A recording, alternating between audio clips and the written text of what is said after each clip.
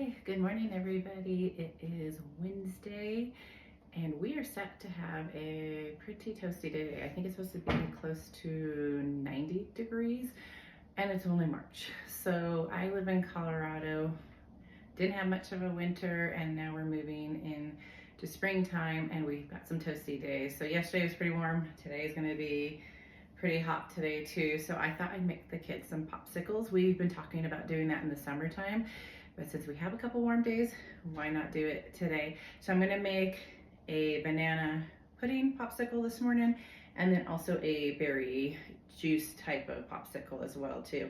So right now I just have some soft bananas in here that I'm going to mash up for the kids.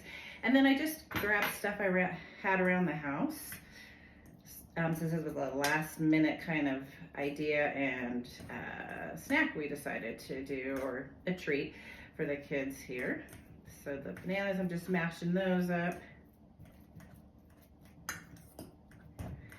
And then I'm just taking some different puddings that I had around the house. So this will be more of a chocolate vanilla banana pop that I think will come out really good once it's all frozen up for the kids, and that'll help cool them down too, with it being pretty warm for outdoor time and having a recess outside. This will give them a nice way to cool down and have a yummy treat here. So I'm just gonna mix that pudding into these smashed bananas there.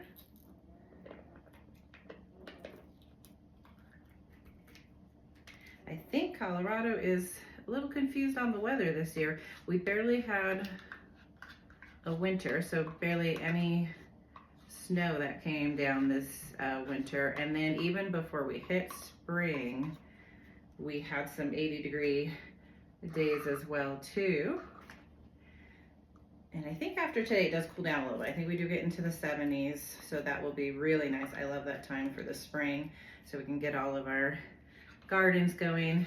This year we grow pumpkins in our backyard, and then we have a greenhouse that we do all different kinds of vegetables and herbs in too as well. So we're looking forward to doing that, but prefer to do it without it being 90 some degrees already.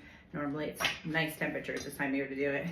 All right, so I'm just mixing all of that in, and of course you can probably see my dogs peeking over. They love being involved in what we do,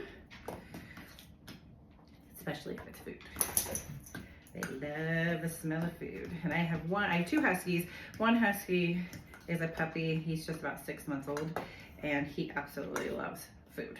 And he is not a finicky eater. Usually huskies tend to be. My older one, who is 5, almost 6 years old, she's definitely much more picky, but they definitely want to check out what I'm doing this morning. So anyways, in here there's blueberries, strawberries.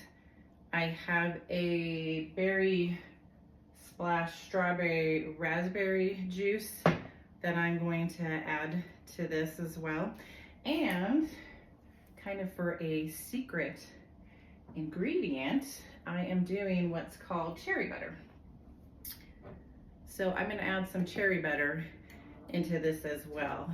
So give it really good flavor when you mix in those strawberries, those blueberries, this cherry butter in there, and then that fruit splash as well too. So I'm gonna put that in here.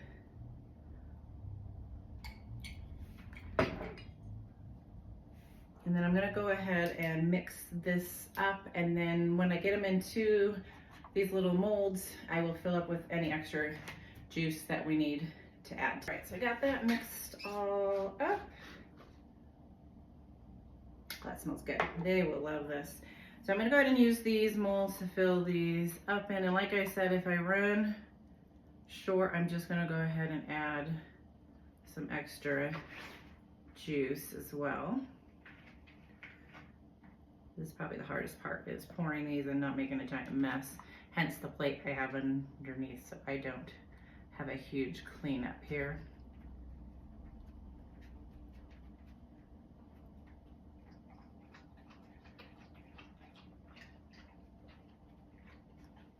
I think we almost just did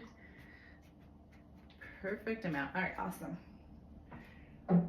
And then we've got the chocolate vanilla pudding with the bananas mashed in. Now this will be a little trickier to get into the molds, but